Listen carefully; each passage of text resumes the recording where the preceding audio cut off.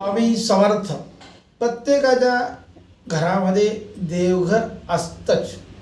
नसलं तर देवघर असणं अतिशय महत्त्वाचे असतं. आता देवघराबद्दल अनेक समस्या, अनेक शंका अनेकांच्या मनात वेगवेगळ्या पद्धतीने आहे. आमच्या मोठ्या भावाकडे देव आहेत, मग आम्ही का करावेत असं नाही आहे. पूर्वी एकत्र कुटुंब पद्धत होती. आता प्रत्येक जण वेगवेगळ्या फ्लॅटमध्ये राहतो. प्रत्येकाचे घर वेगळं आहे, प्रत्येकाचे लाईट बिल वेगळं आहे, प्रत्येकाचे बँक बॅलन्स वेगळा आहे. तेव्हा प्रत्येकाच्या घरामध्ये छोटं का असेना एक देवघर असणं अतिशय महत्त्वाचे आहे. मग देवघरात काय असावं आणि काय नसावं? देवघरामध्ये बक्षीस आलेले कोणतेही देव, कोणतेही फोटो ठेवू नये. कोणीही कोणाला देव, बक्षीस किंवा फुकट वाटू नये. आपल्या देवघरात एक लंगडा बाळकृष्ण, एक विठ्ठल रुक्माई आणि आपली कुलदेवता माहीत करून आपल्या कुलदेवतेचे टाक आपण बनवून घ्यावे. तुळजापूरची देवी ज्यांची कुलदेवता असेल त्यांच्या घरात खंडेराव असतोच, हे मोरेदादांच्या छात्रधर्मानुसार आपल्याला माहीत झालेलं आहे. तेव्हा खंडेराव असेल तर ते तुळजापूरची देवी मान्य करावी.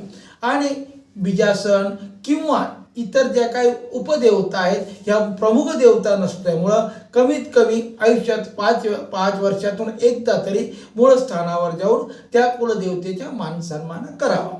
आपल्या देवघरामध्ये असलेले देव मारुती ठेवू नये. मारुती हे ब्रह्मचर्य असलेले देव असल्यामुळे मारुतीची पूजा आपल्या देवघरात करू नये.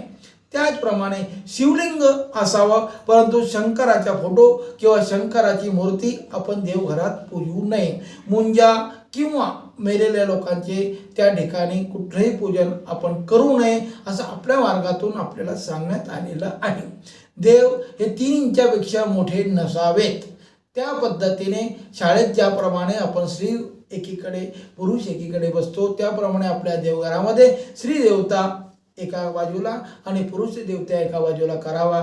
श्री स्वामी समर्थांच्या अधिष्ठान देवघराच्या वरच्या पायरीवर मध्यभागी करावं आणि समोरची जागा मोकळी सोडावी. त्या ठिकाणी काहीही ठेवू नये. त्यानंतर देवघरात एक शंख, एक घंटी आणि शंखाच्या अळणी म्हणजे तो कासव शंखाखाली असणं अतिशय जरुरी आहे.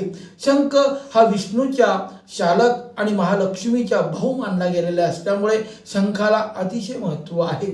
शंख 2 प्रकारचे, एक न वाजणारा आणि एक वाजणारा. वाजणारा शंख पूजेत ठेवत नाहीत, तो तांदुळात ठेवला जातो. आणि जो पाणी भरलेला किंवा दूध भरलेला शंख असतो तो देवाऱ्यात उजव्या हाताला ठेवला जातो, डाव्या हाताला घंटी असते.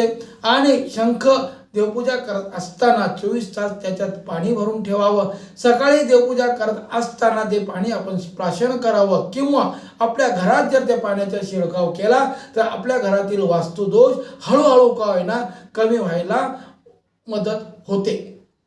त्यानंतर त्या ठिकाणी प्रत्येक देवतेला एक फूल आवडत असतं. गणपती असेल तर गणपतीला लाल फूल चढवावं, महादेवाला सफेद फूल चढवावं, तुळशी विठ्ठलाला तुळशी चढवावी. आणि हे सर्व केल्यानंतर कमीत कमी प्रत्येकाने नैवेद्य दाखवणं अतिशय जरुरी असतं.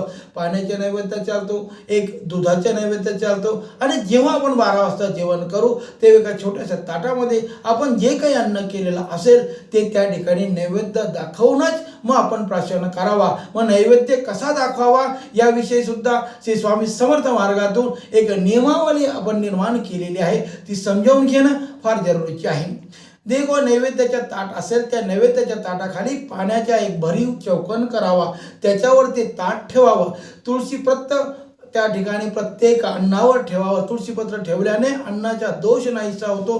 त्या ठिकाणी विषमलहरी समलहरीत परावर्तित होतात. आणि त्यानंतर पंचप्राणांच्या नाव घेऊन तुळशी पत्र हातात घ्यावं आणि गायत्री मंत्राच्या 3 वेळा जप करून त्या ताटाला पाणी फिरवावं. ओम भूर्भुवः स्वहं तत्सवितुर्वरेण्यं भर्गो देवस्य धीमहि धियो यो नः प्रचोदयात् असं 3 वेळा पाणी फिरवावं. आणि नंतर पंचप्राणांची नावं घ्यावी. ओम प्राणाय स्वाहा, ओम व्यानाय स्वाहा, ओम अपानाय स्वाहा, ओम उदानाय स्वाहा, ओम समानाय स्वाहा, ओम ब्रह्मणे स्वाहा, ओम नैवेद्यं समर्पयामि असं करून त्या ताटाला फिरवून आणि ते तुळशीपत्र देवारात आपल्याला अर्पण करायचे, नमस्कार करायचे आहे आणि नंतर आपण अन्नप्राशन करून देवांचे आशीर्वाद आपण प्राप्त करून घ्यायचे आहे.